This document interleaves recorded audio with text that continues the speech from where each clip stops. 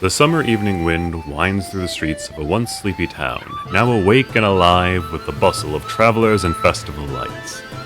It dances amidst the song and laughter of those in attendance before sweeping into a neighboring field and between two figures sitting atop a checkered blanket.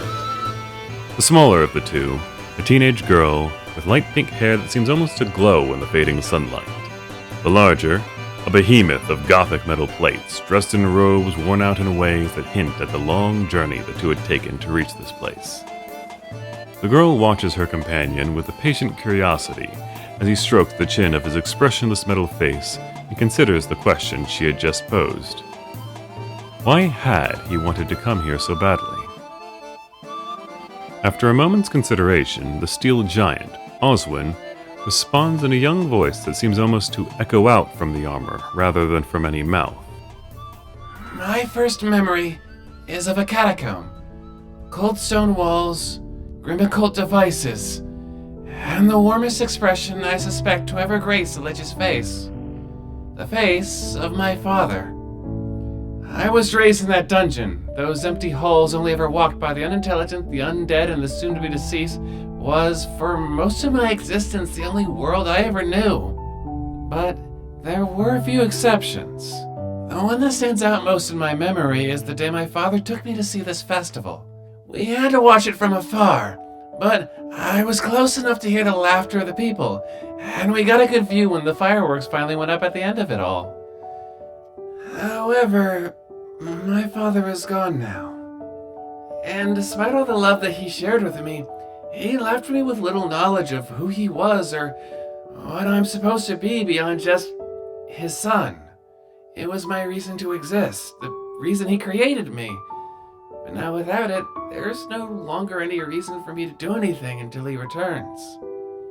And yet, as I buried his remains and turned to the grave I had made for myself, I felt incapable of ever truly resting until I saw those fireworks just one last time. That is why I asked for your help in coming here. Oswin turns his hulking armor-plated form away from watching the various people milling about to a small traveling companion. Thanks for that, by the way.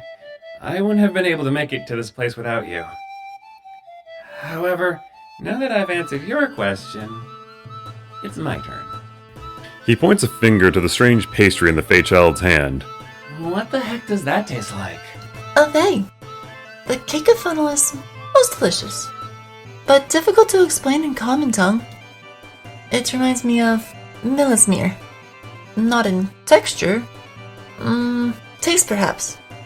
It is like a bread, yet not. It is what they call sweet. I get it. Oswin quickly scribbles Millismere to the rapidly growing list of Sylvan words he needs to look up later. And, sweet. You said that's when something tastes like flowers and rainbows, right? Yeah. Oswin tries to imagine chewing on a rainbow. Oh, fascinating. What about my hypothesis? Does the cake of funnel actually taste funnel-shaped? I am not sure. I do not think I've ever eaten a funnel before. Does the wiggly shape give it its flavor? Oswin, who has never tasted a thing in his life, nods emphatically. Absolutely. I've read a lot about cuisine from the cookbooks when my father's mains would bring me, and they always spent a great deal of time talking about how to make the dish look appetizing. He says while wiggling his fingers as if the word were a spell. One book even said that customers eat with their eyes just as much as their bellies. Since I can't seem to taste food just by looking at it, it must mean that the shape of the dish somehow influences its taste. Oh, I had not considered the shape of food was so important. Back home, we usually just eat it in the form we find it. Though that would explain why sparks have so many food shapes. Friend Oswin, the Festival Market of Selling. They have much food to offer. We could go and get more food to test your hypothesis? Wait, right now? Yes! Wait, no. I think the dazzling lights will start soon. But we can go later, yes? Right. Later. Oswin turns away, feeling sick at his own words. They were a lie. There was no later. Once the last firework fell, all that remained was a long walk home, a ditch to lie down in, and a long, peaceful vigil waiting for a father he knew was never coming back. He tries to think of a way to explain this, but before the words can even form in his mind, they are torn away by the sound of fireworks. As the evening sky erupts into a blaze of 100 shining colors, and a roar like a wave of thunder fills the air, Oswin finds his mind swept away and carried by sight and sound to the day his father first took him to this festival. Once more, near newly born, he stares up towards the heavens, his few limited senses overwhelmed with a color and volume beyond anything he had known since.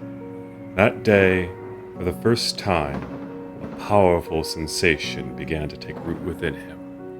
It was something insatiable, yet paradoxically it filled him with an indescribable satisfaction. It was complex and strange, but above all else, it was impossibly warm. With eyes unable to cry in joy, he reached out towards the sky as if this pleasure might be grasped and therefore stored forever.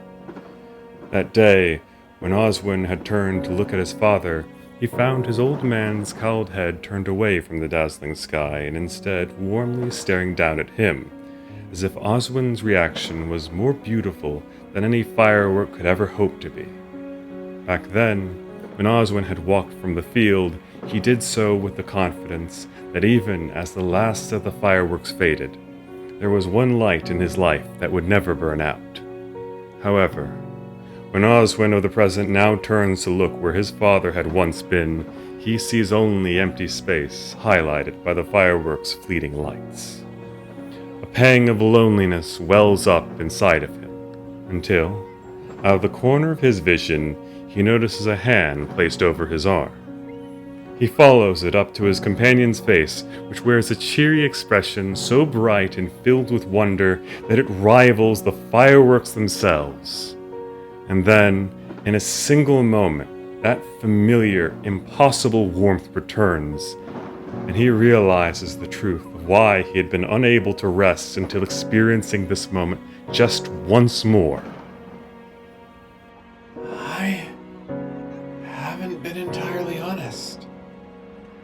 The truth is, I was planning on returning home after this, but just now I realized that I have nothing to go back to.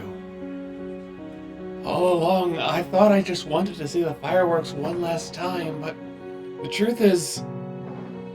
Oswin reaches out and grasps towards the sky as he did once long before, as the last firework explodes in a rain of fading embers. I want to see more. Of this, of everything. I want to see other festivals. I want to make new memories, and now that I know what it feels like to have one, I want to make even more friends. I thought this whole time that I was looking for a finale, but no! I was looking for the beginning. That day, the first time I saw the fireworks was the first day I felt alive. And I want to keep living. I honestly don't know where I'm supposed to go first, but I know this. It's not home. It's not to that grave. There are still a lot of things I want to see, and there are so many questions I have about my father. And you're looking for answers too. I'm not sure how I'm supposed to do this living thing, but I think I've been on the right track ever since I started traveling with you. Oswin reaches out his metal arm towards his newly discovered friend. If, by chance, you'd be willing to continue to share the company of an idiot who doesn't know where he's going, I'd like to continue traveling with you. And discover what it really means to live. The pink-haired girl not only takes his hand, but yanks him back onto his feet. Friend Oswin, of course I'd love to travel with you, silly. Let's get going. Adventure and friends abound. Then, without any further warning, she sets off, dragging the bewildered Warforged with her by the arm. What? Now? But it's nightfall. Oswin says he stumbles along behind her. We can see in the dark, you silly bollock. Wait, what about the food shapes? The girl immediately wrenches Oswin in the opposite direction. You're very strong for a little girl. And you are quite light for a tall boy, friend Oswin. I suppose you're right. As a new chapter of their lives begin, Oswin looks ahead towards a town filled with life, musing aloud to his companion as she drags him towards it. It's actually kind of silly. The first question on our journey together for answers. And it's about food shapes. Thanks for that.